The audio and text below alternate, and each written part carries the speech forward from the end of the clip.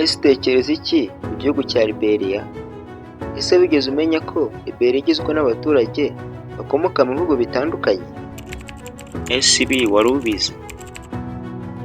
Ese wamenye ko Liberia bisobanuye ubutaka bwigenga? Wamenye ko se Liberia iri mu bihugu bitigeze bikolonizwa n'Uburayi byo kimwe na Ethiopia?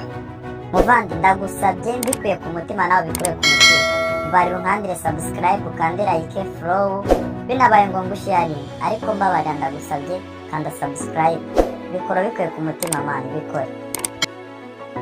Ikaze muri iki kiganiro Gin Fabrics. Liberia ishinzwe mu mwaka w'1821, ikaba yarashinzwe n'ubukoloni bwa Amerika. Ishinzwe nyuma y'uko abacakara bari babaye benshi muri Amerika, bityo bigatuma boherezwa muri Afurika ndetse bakaza gukora igihugu kimwe. Iki kikaba cyariswe Liberia. Aba bashinze igihugu kimwe bakaba bari baturuka mu bihugu bitandukanye, gusa bose bakaba baroherejwe muri Amerika.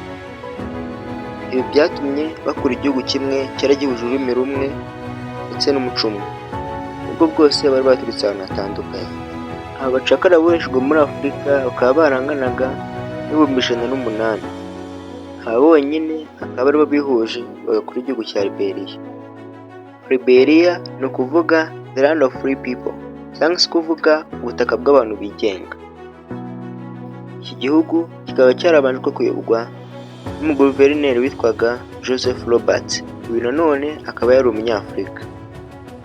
Ese katwibaza, iki cyari gutuma Liberia idakolonizwa?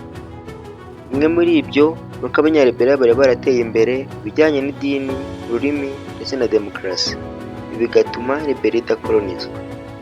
Ikindi kandi ni uko Liberia yari ifashwa na Amerika kandi ikaba yari ifite ubuyobozi bwiza ndetse n'abayobozi beza kandi bakomeye.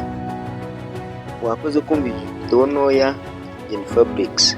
Urutira kuri subscribe kugira ngo uyikore kandi sharing video yacu ku bandi bose. Yandikira muri comment umbwira video nshaka ko ngukorera. Mwakoze.